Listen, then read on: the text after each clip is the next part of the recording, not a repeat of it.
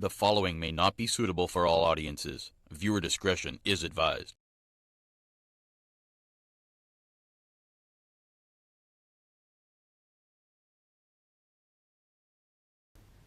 Woman's body found in barrel of water. Police are unsure as they investigate the death of Shannon Whyte of Mon Repos Road, Morvant, whose body was found submerged in a barrel of water on Thursday night.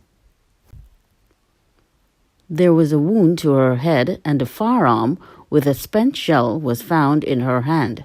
Police suspect the 29-year-old woman may have taken her life, but said they were told by neighbors that Whyte and a man she knew were heard shouting at each other on Wednesday night. These shouting matches were frequent, police were told. As a result of this and other intelligence, police are awaiting the results of a post-mortem to guide the direction of their inquiry. Whyte's body was taken to the Forensic Sciences Center in St. James yesterday. However, in keeping with protocols, samples were taken to test to ensure that Whyte was not positive for COVID-19. A 31-year-old man was questioned by investigators and released, pending further inquiries. Mother of victim doubts boyfriend's story. The mother of the woman who police suspect died by suicide is of firm belief that her child was murdered. Speaking with NEWSDAY, Veronica Whyte said her daughter, Shannon, 29, who was found dead on Thursday night, did not end her own life. "I stand by my statement. That was murder," Whyte said when asked if she wanted her sentiments expressed in the newspaper. At the Forensic Science Center, Whyte questioned the version of events that led to her daughter's death. "It doesn't make sense. Why would you go in a barrel to shoot yourself? It doesn't make sense, but I don't know." According to the police report, Shannon, a former NEWSDAY employee, was found inside a barrel of water at her boyfriend's Mon Repos Morvant home at about 9:50 p.m. The man who was questioned and released told police he came home from work just after 9 p.m. and found that Shannon was not at home. He began looking for her and observed something looking like a wig floating in the barrel, and when he went to get it, he found Shannon submerged. NEWSDAY contacted Shannon's boyfriend on Friday and was told that he could not speak as he was not in the right frame of mind at the time. Officers said when they removed her body from the barrel, they observed Shannon holding a firearm in her right hand. Her right elbow was bent and her hand was upward, holding the firearm with her thumb on the trigger. A grieving Whyte said her daughter and the man had a rocky relationship that occasionally became violent. The couple was together for just over a year, she said, and despite her urging for Shannon to leave the relationship, she did not.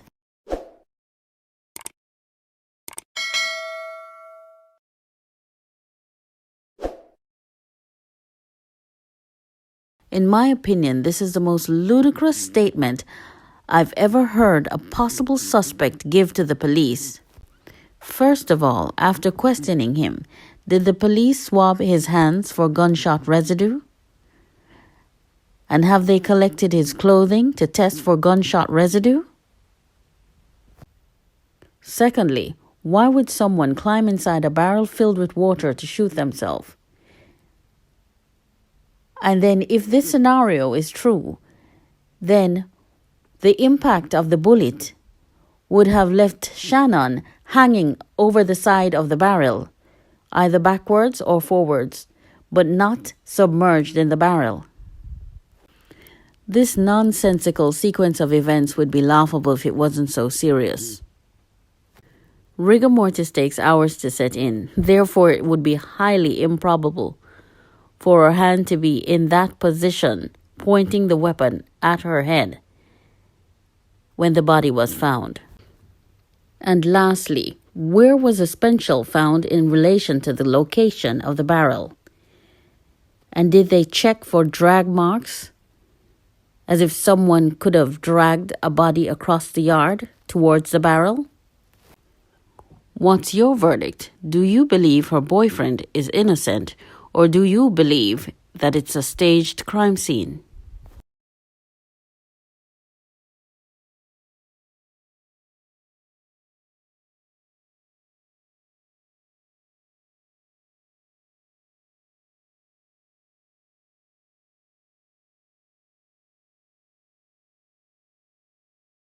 While homicide officers said Shannon's case was still to be classified, they noted that for the year so far, 9 women have been killed.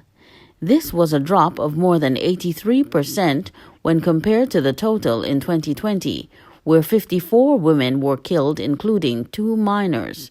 Out of that figure, 22 were domestic related. The number was even higher in 2019, when 63 women were killed, 20 of whom were domestic-related victims.